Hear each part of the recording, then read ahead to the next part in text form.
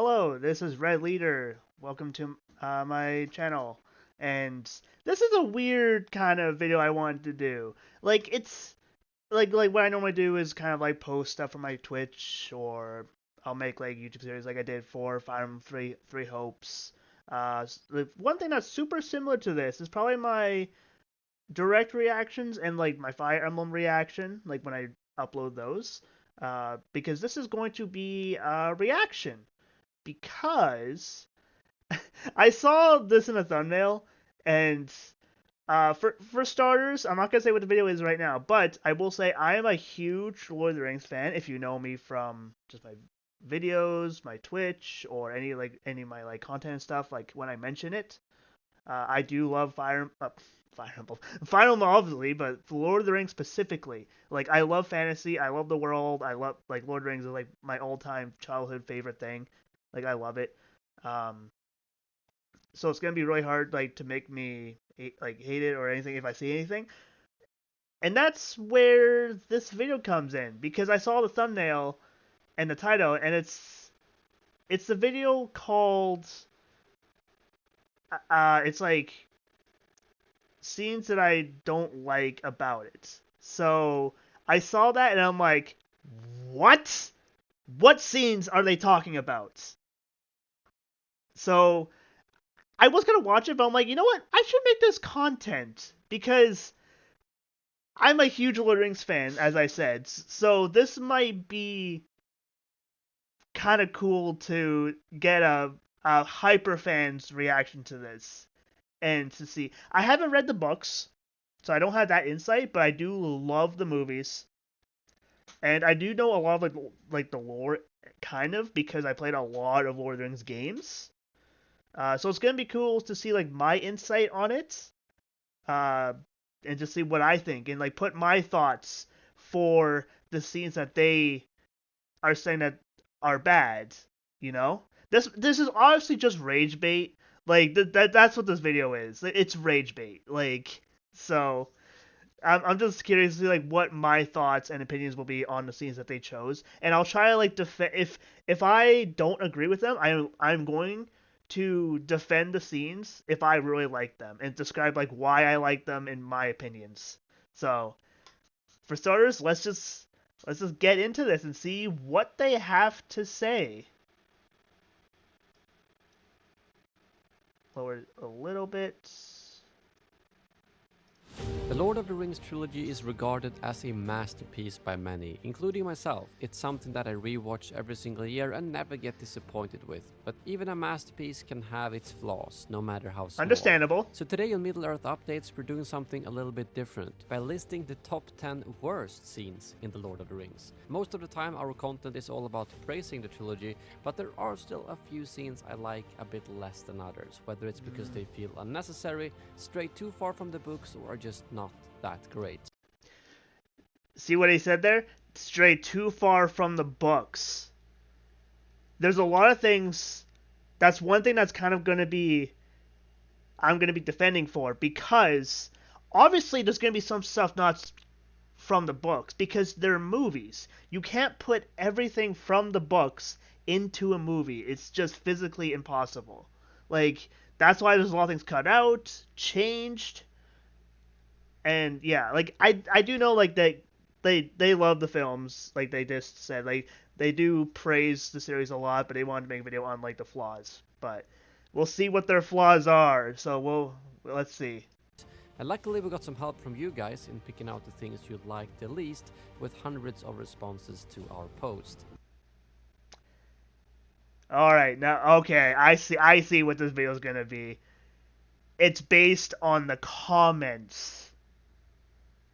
That is a red herring. All right, because there's a lot of people out there who are, I don't want to say like not true fans because they are, but like they're very hard struck in like the books or like just the hard lords. Like, oh, they can't do that. They have to do it this way. It's like, but sometimes you can't because it won't be either.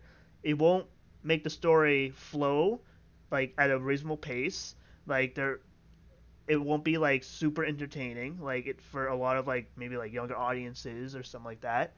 So that's just also going off of the comments. This is already probably gonna make me defend a lot of things and maybe get a little frustrated. We'll see. With that said, this list is obviously super subjective, and we'd love to hear which picks you agree or disagree with. So with That's what that I'm out of the doing. way, let's get into the worst scenes in The Lord of the Rings. Let's get to it. Starting off the video, we've got Legolas CGI stunts. This is a section that I was a bit unsure if we should include in the video or not, because I'm a bit torn. It's not just one scene, but it's the shield surfing in the Two Towers, the solo Mumakil kill with the trunk surfing in Return of the King, and the strange horse mounting spinny move that he does in the Two Towers to mount the horse that Gimli is on. A lot of you guys actually brought this up, and I personally really loved these scenes when I was a kid, but now maybe not as much, as it makes his character too much of a comedic relief. I don't hate the scenes, but at least No. I will disagree on that one. It doesn't make Legolas a comedic relief. Gimli. Okay, my biggest thing about Lord of the Rings and like one of my complaints I have is with Gimli. I love dwarves. Don't get me wrong. I love my dwarves. I love my dwarves of Middle Earth. But they made basically in the Fellowship of the Ring, Gimli has been like the best like showing of a dwarf, and that's perfect. But when they did like Two Towers and Return to King, they made him more of a comic relief character, and that's I kind of don't like because it kind of took away what Gimli had for his character to show what the dwarves were like from what he did in Fellowship of the Ring, like when they were in Moria and stuff. So that's one thing I don't like about like Lord of the Rings, but like it's very minute. It's just kind of like yeah, Gimli's still a good character. I still like his character. Legolas saying as a comic relief, I do not agree with that at all. I will agree there will be some like the scenes that makes him a little bit too badass. But that's mostly the Hobbit. Like these scenes are fine. I think they're fine. It just shows like the skill of the elves because the reason why elves are just so like much better than like say like men, maybe even dwarves in some cases, like way better than orcs because they live for thousands of years, so they have the capabilities and the time to train and be to make sure their skills are completely up to par. That's why they're better. That's why Legolas is better. He's the Prince of Mirkwood. He's the son of King Thranduil. Like, he's gotta show some sort of like skill. And I really don't mind these things with Legolas. Like, sure, they're funny. I will admit that they're funny, but it doesn't turn Legolas into a comedic relief character. I will definitely disagree on that one. Like, I think these scenes are fine because it just shows how much um, of like a badass Legolas is for being the Prince of Mirkwood, and you need that. And like Gimli has those moments too, so they need to like kind of like go back and forth a little bit. not 100% happy with them either. And with all of you mentioning them in the comments, I thought it was worth a spot. Well, at least his Lord of the Rings moves weren't as bad as his scenes in The Hobbit, where he jumps on falling rocks. Next up, Okay, I literally brought that up. I'm like, yeah, like the Hobbit went too far. The Hobbit absolutely went too far. That I will agree with. But Lord of the Rings, no, they did not. They kind of like nailed like how much they wanted to show for him being a badass. So no, I disagree with the first one. up we've got Sauron's death scene. I had to pause when they just talked about that. I'm like, what? That scene is amazing. What? What? That scene should not even been cut out of the movie. I am super curious what they're gonna say about this. Like because Saruman was never going to tell them anything, and if he did go with them, he was gonna try to like betray them or give them false information or have Sauron get information to like destroy them. Like he was going to backstab them if they took him prisoner. Like, let's be real. The scene is on the list for a different reason than being one of the worst ones. I know this scene is vastly different from the storyline in the book, where Sauron infiltrates the Shire together with Wormtongue, after which Wormtongue I do has know enough that. of Sauron's shit and slits his throat. For that reason, I think this scene in the extended edition makes sense. It's still Grima landing the killing blow, and for the sake of the focus of the third movie, I understand why they didn't use the entire scouring of the Shire storyline. However, the reason to why I put this scene on the list is because it's only in the extended edition. I think it's a very strange decision to not handle the conclusion to the main villain of the second movie at all. There's plenty of scenes I think they could have cut instead, while keeping this in the theatrical cut of the movie and giving us a more satisfying ending to the storyline of the second movie, leaving no loose ends. Okay, okay. I will agree on that one. I will agree. He wasn't bashing the scene at all. What he was saying is like it shouldn't have been cut. Like, because he and even took out he said like I agree with not keeping like the full storyline, but you have like the main bits of it from the novel. Okay, I will agree with him on that one because he didn't say the scene was bad. He said like it should have been cut. Okay, okay. That scene, we're 1 for 1. We are 1 for 1. Next up, we've got one scene that I've always thought was a bit unnecessary during the climax of the trilogy. That doesn't make a lot of sense to me. It's when Sam and Frodo are traversing the plains of Mordor, the Eye of Sauron looks directly at Frodo and the ring in a very suspenseful moment, causing Frodo to basically get paralyzed for a moment before he falls down to the ground.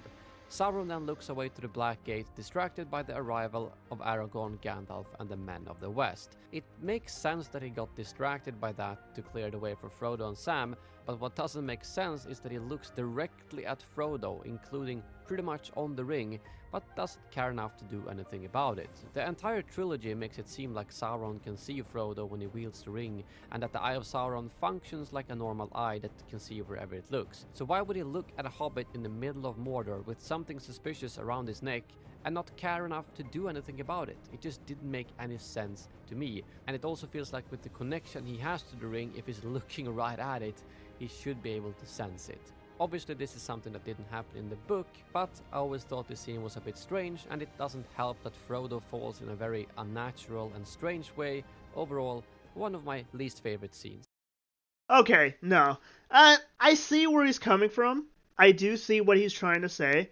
Um, because yeah, like from what like he sees Frodo, essentially the ring, but the only time Sauron in the previous movies did see the ring is because Frodo put it on.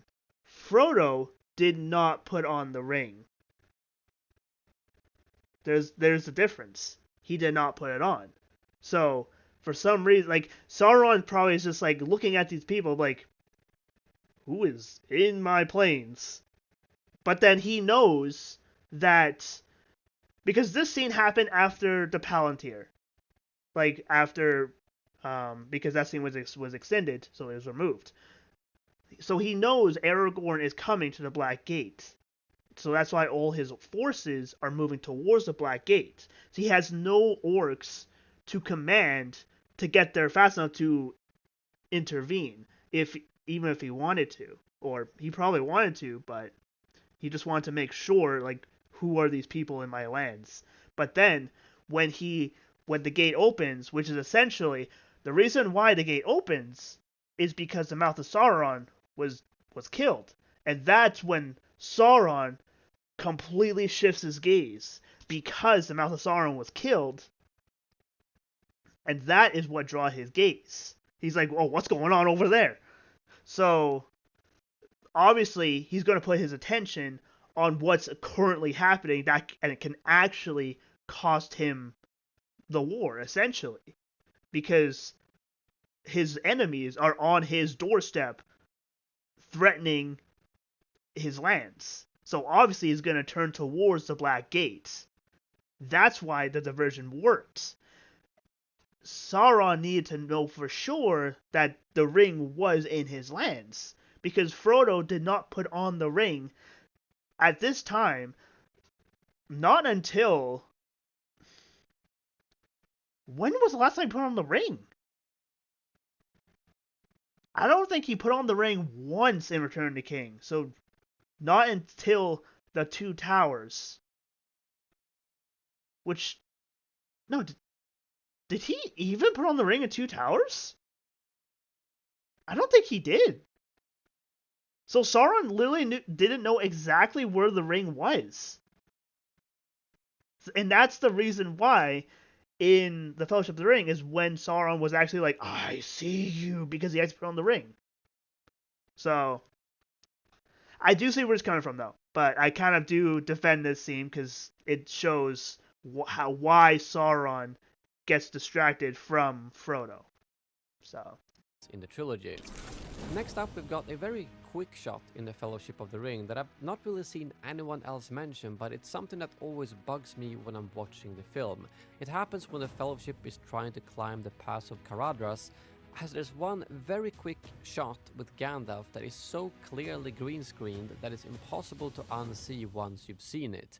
And I'm assuming they realized when editing that they needed to get a new shot of Gandalf, but it wasn't worth going all the way back to the mountain to film it, so instead they used a green screen for his shot. The reason to why it stands out so much is because the same shots of Aragorn and Boromir looks a lot better and were clearly filmed on location instead of a green screen. Again, a very minor thing, but it's still hard to unsee it every time you. no, no, no. I will defend this. Okay, remember when this movie came out? This movie was released in what was it, 2002 or something like that, 2001. So it was shot in 95, 96 ish, whatever, because it came out in 90, 2002. like Come on, and it's for 2 seconds of screen time, and you're not going to be looking at the backgrounds. People pay too much attention to all that. It's fantasy. like I will admit, the Hobbit scenes look completely green screen. They could have done so much better with the Hobbit, but this scene, it still looks good. Like, sure, you go to Aragorn's scene and Boromir's scene, it does look different, but this doesn't look bad at all compared to the Hobbit. It does not look bad. You're just minuting. You're just trying to find whatever to say that's bad about the movie, because I I will, they're trying to rage bait. I get that, but Watch the movie. On the sixth spot, we've got the Army of the Dead, and it's something that's always bothered me. If you're looking from a purely movie perspective, they basically come in as this all-powerful force that can wipe out the entire orc army without a problem, basically making everyone else in the army pointless. And with that kind of power, what if they just showed up an hour earlier and wiped them all out before the battle even started? And like Gimli even said, why don't you just make them wipe Mordor clean of orcs with a quick trip before they are let go? But it gets worse if you go to the book version, as in the books they aren't even able to physically harm anyone, but they simply use them to scare the corsairs off the ships and then fill those ships with the Dunedain combined with some Gondorian forces that they picked up on the way. So even though they do help a lot in scaring and confusing the enemies, they weren't an unstoppable army that killed everything and won the battle. I also think that making the army this powerful in the movie kind of took away a lot of the bravery of the men who actually rallied together to win this battle. Rohan, Gondor, and the mustering of the armies by Imrahil, combined with the actual arrival of Aragorn as the return of the king. In the end, the Army of the Dead ended up more of a plot hole than a cool addition. no. Again, I see where he's coming from. I do, because it kind of it does remove a lot from the movies or from the books. I do get that. Like like I said, I understand all the points he's making, but as a movie standpoint, it needs to be changed. Because if you did it how it normally did, the movie wouldn't have flown nice at all. And it would, they need the Army of Dead to just kind of come in and for the couple scenes that it did, and just move the plot along, because they already before the Army of Dead showed up, they had so much screen time of the Battle of Minas Tirith, the Battle of Pelennor Fields, like, and it's not completely making the valor and the honor of the Man of Gondor and the Rohirrim just useless. No, it doesn't. It shows that they still rallied against the forces of Mordor and to actually stand up and withstand it. But it showed that even with all that, they were still on the back foot. Like, and then Aragorn, the Return of the King, comes to also rally them, and then also with the Army of Dead to kind of mop everything up. Like it already showed the valor of the men of Gondor and the men of Rohan. It already shown that because of the against the Haradrim, Gondor holding the front lines when the battle started, up into like Aragorn's arrival, because they men of Gondor have been fighting that entire battle. Like even before Rohan started going towards Gondor. Like that siege has been going on for so long. And I will admit, I would like to see like the Gondor forces, like the Dol Amroth, like to come with Aragorn and see that would have been cool. But as a movie standpoint, I don't think it would have worked. That's why they went with the Army of the Dead route, because they needed to kind of like move the plot around, and that's why they had as little screen time when they showed up. And also to go, because he brought up Gimli being like, "Oh, why don't you keep them around?" Because that's not how Aragorn is. He promised them, "If you save Gondor, I will fulfill your oath." And that's what they did. If he didn't, he would have been he wouldn't even been the king. Like his character would have been completely shattered. And that's why Gandalf, when Aragorn released their oath, Gandalf literally like looked at him and be like, he nodded, like because he's like, that was the right decision. And of course, Gimli's not gonna do that because he's a dwarf, right? And he wants like he does want battle and victory, like so. Yeah, I get that. And a lot like probably like Airmare, like Faramir, if he was like there, like if Theoden was still there, like they probably would have liked the Army of Dead to help out against Sauron, obviously, because they're just like Theoden would probably be more on the side of Aragorn, but he would see like the reason to keep them around because he's seen so much death already. But if Aragorn just didn't like release their oath and just kept them to wipe out Mordor for just no reason, it would just completely shatter his character. So it showed that he kept his oath, he kept his valor as the king of Gondor, the king of Numenor, and that's why he released their oath instead of keeping him around. In my opinion. On the fifth spot, we've got something that has to do with CGI and editing. Something that, in general, the trilogy is very praised for. But this was a shot that I always thought was really bad and really didn't fit with the rest of the three movies. It's the transition from when Frodo is being rescued by Arwen to when he's laying in Rivendell and is being healed by Elrond. To be clear, the actual story or idea behind it is fine, but the CGI and editing is strange to say the least. Maybe it's just because it hasn't aged very well, but to me it looks like some weird PowerPoint transition that doesn't fit with the rest of the editing or style in the trilogy. And I always think it's a bit misplaced every time I see it in the movie. Obviously a very minor thing in an otherwise fantastic trilogy when it comes to editing and cinematography, but there are a few moments like this that are a bit strange.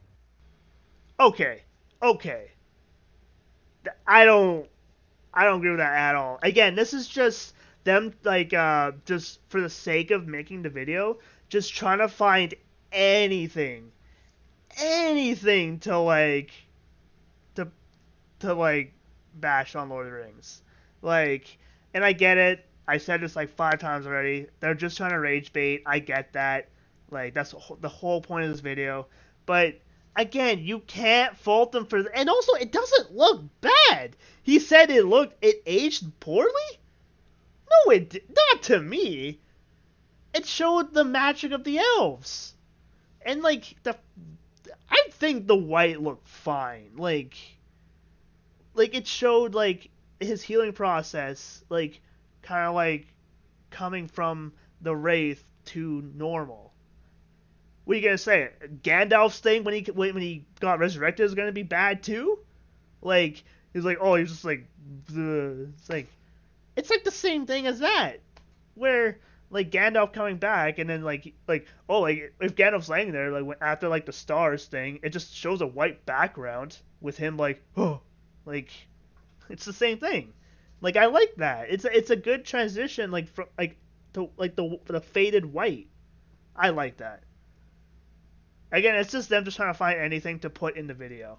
On the number 4 spot, we've got a very strange scene from the Two Towers that always bothered me, which is the time when Frodo and Sam are in Osgiliath and Frodo almost turns over the ring to a Nazgul. It isn't in the book and Faramir doesn't even take Frodo and Sam to Osgiliath either, but that's not really my main issue. The main issue is that it doesn't make sense. He literally holds up the ring in front of a Nazgul, but for some reason this is kind of forgotten for the rest of the trilogy. Sauron does not know that Frodo has the ring, the Nazgul does not know that Frodo has the ring, even though he dangled it in front of the Nazgul, who must have been able to sense and see it at that point. But most importantly, if Faramir actually sees Frodo doing this, obviously a completely unhinged move that almost caused Sauron to get the ring, why would he then trust Frodo to actually destroy the ring and let him go? He was already doubting him before he let him go, so the fact that he saw this happen in front of his very eyes and decided, oh, now I'm gonna let you go with the ring, because now I totally trust you after you almost gave the ring to a Nazgul. I don't know, very strange scene that I think they could have done very differently. Again, I see where he's coming from. I see it. Like that one, I do agree. Um, because also what Saruman said to Gandalf was, um, they will kill the one who carries it. But what he was going to do was pick him up and bring him back. Like he wasn't going to kill him at all. Well, obviously they were going to kill him when they brought him back to Mordor, obviously, but Saruman literally says, and kill the one who carries it. So yeah, I do get where he's coming from, but it's just again, it's just to show the scene of um, what Frodo was going through, and kind of like what like his main burden of being the ring bearer. Because like even after that scene where he's like, I can't do this, Sam. Like, but then like Sam was able to bring him the confidence again. But also, that's probably the reason why Faramir decided to let them go, is because after Faramir took that shot, he probably rushed over there because as soon as like Sam like finished like his speech like to like bring comments back to Frodo, you saw Faramir standing there. So obviously he's been there for a while. So like he was probably going to continue bringing them back to Denethor until he saw Sam, because it wasn't Frodo that he trusted. He trusted Sam because that's what he said. Like when he was sending them to like the underground passage in the sewers, he said, like he's basically like praising Sam of like the like with all like the stuff he was saying. So he trusted Sam to keep Frodo in line. It wasn't Faramir trusting Frodo at all. He just knows like, okay, Sam can do it, and this is the right decision because if this can work, we like Sauron will be defeated, and I do trust Sam because Sam was the one that saved Frodo from that Nazgul. But I do get where he's coming from. It is a weird scene because yeah, it does say like oh like why would Faramir let him go then, but it's because he saw that Sam was able to protect him. and that's why he felt confidence enough to let them go. Because Faramir was also smart. He was strong-willed because he knew if he brought the ring back, all of Gondor would have fallen. Like, because he trusted them with Boromir.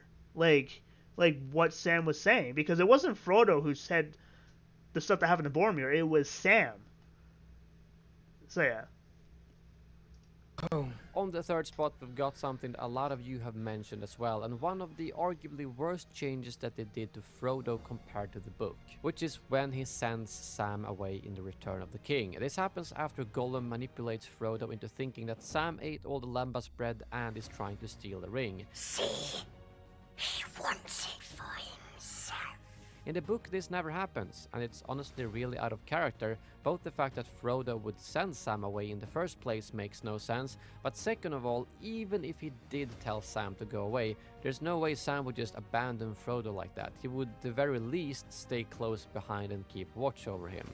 And then he spots the bread further down the stairs and decides to go back. Okay, Sam, so were you starting to believe that you actually ate the lembas bread, or why did you change your mind? You weren't really the one who needed the convincing that Gollum did it. So even though I understand that the movie makers needed to show Frodo's struggles in some way, I think this wasn't the right way to do it, and in the books the two stayed loyal to each other, and when they got separated in Shelob's lair, that wasn't by choice but... Okay. Again, I agree with him on this point. I will admit that. But a lot of points, because the reason why Frodo was sending him away was because like he is just mentally like not well because of the ring, and the closer he's getting to Mordor, the stronger the ring is becoming. And then he trusts Smeagol because he believes that Smeagol can come back. Like, so he trusts Smeagol to bring him back because that's what Gandalf said. Like, the pity of Bilbo, essentially, right? Like, he believes he can bring Smeagol back, but Smeagol / Gollum is just long gone. Like, he had the ring for way too long. He just cares only about the ring. And it wasn't Sam believing Gollum that he ate the lembas bread. Like, he just felt so disheartened that Frodo would actually believe Gollum over Sam.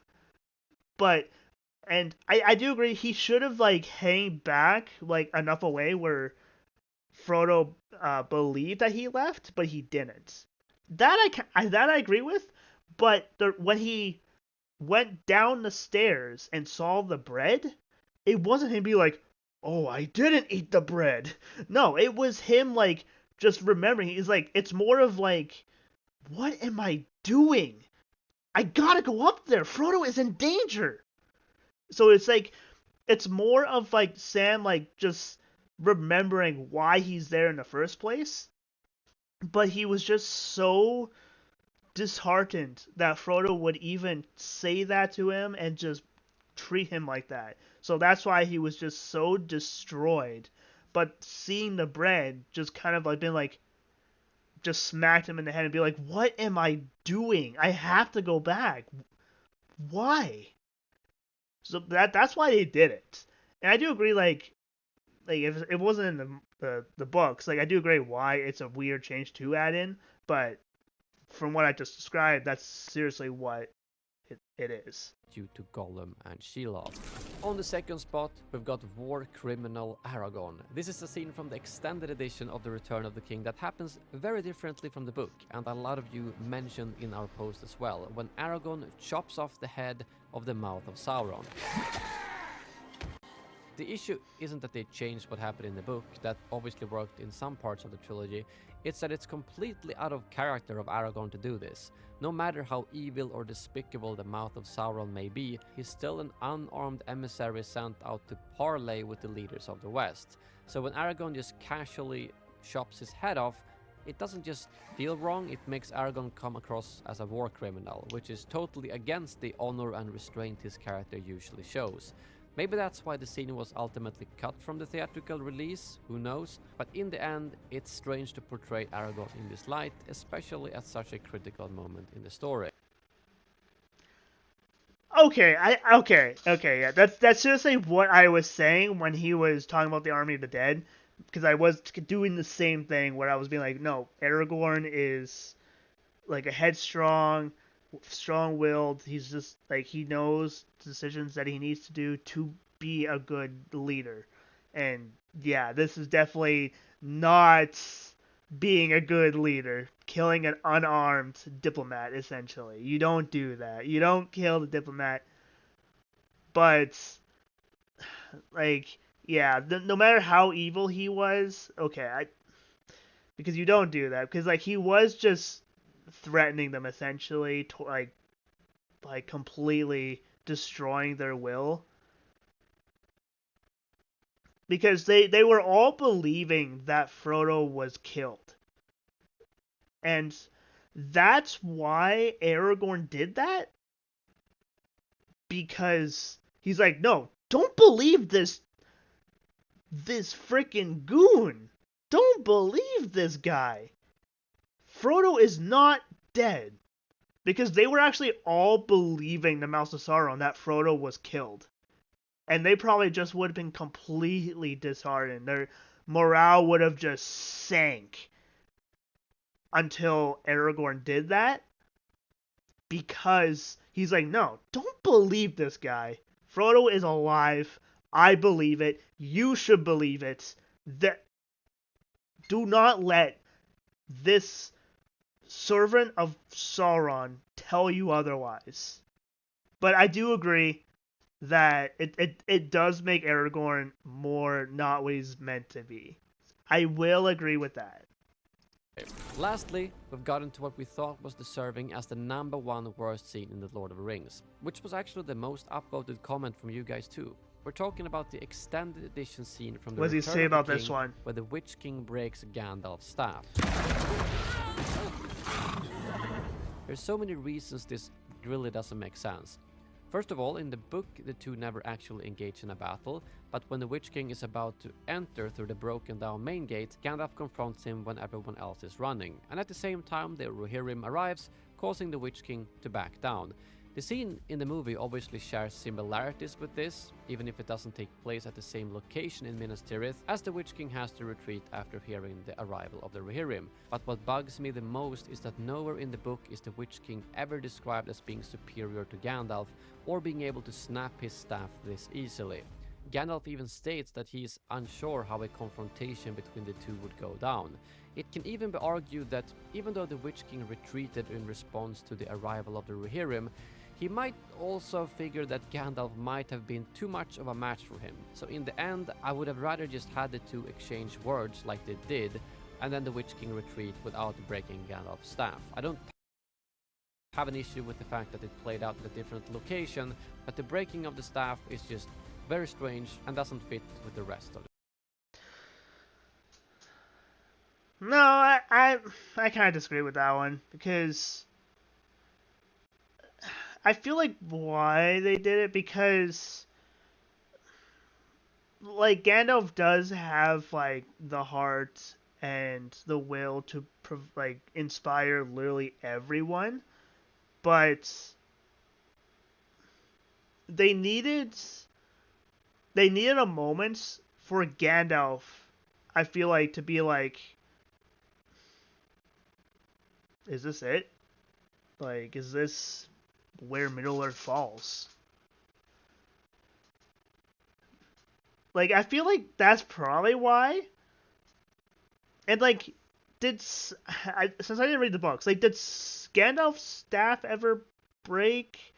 Because whenever you take it out, like when you watch the theatrical version, you see Gandalf with his staff in Minas Tirith, and then when you get to like the Black Gate, his staff is just gone. It's like, where's his staff? Like, I literally thought that like when I was a kid watching these movies, I'm like, where's Gandalf's staff? Because he just magically disappears. I'm like, okay, all right. Well, like I like the scene because it shows that even Gandalf can't really withstand against the might of Sauron. Like, it's not Sauron, it's the Witch King, but it's basically Sauron, because the Witch King of Agmar, like, not single-handedly, but like took down Arnor, which was the strongest like faction of men like really ever, right? Like from what I know, like it was like the strongest faction of men was the kingdom of Arnor, and the Witch King of Agmar destroyed them. Like he was able to. I'm not sure if it was like if this is actually true with like him raising all the like people in the north and stuff in like Agmar, but like there was probably more to it where he broke down Numenor from the inside out. Like there's probably some truth to that where he would use his power, his magic to just completely destroy them from the inside, and then he was able to just send like those forces to just crush them entirely because they were weakened. And that's what Agmar did, like the Witch King of Agmar. Like it showed, and also it shows how powerful the Witch King actually was. The fact that he could break Saruman's Gandalf's staff. I really like that because it showed how powerful he was without knowing much about the Witch King. Like if you didn't like read the books, if you didn't play like the Rise of like Battle for Middle Earth, right? Like even though I think that came after these movies, but it just showed how powerful he was. Again, I see where it's coming from, but I really like the scene because it shows even Gandalf has his like morale crushed and just his hope drained in some cases. Story. But that brings this list to an end. 10 of the worst scenes in The Lord of the Rings, even if worst is a strong word, I just like to call them the 10 least liked scenes in the trilogy. Thanks again to all of you for your responses to our community post. We'd love to hear.